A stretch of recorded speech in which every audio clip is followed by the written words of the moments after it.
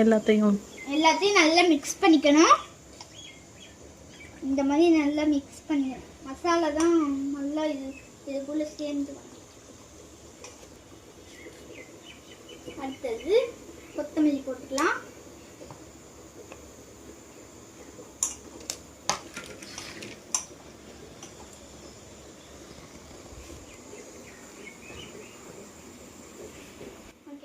இது கொஞ்சம் 1/4 மணி நேரம் ஊற வச்சுப்போம். அது அதுமா ஆயில சுட வச்சுக்கலாம்.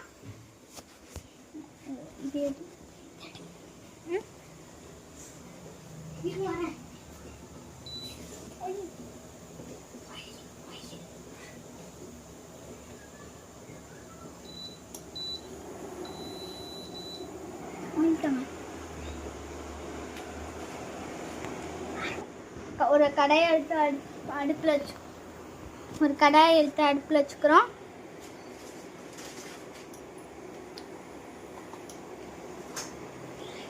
அதில் தண்ணி இருக்கிறத அப்படியே வடிஞ்சிரும்.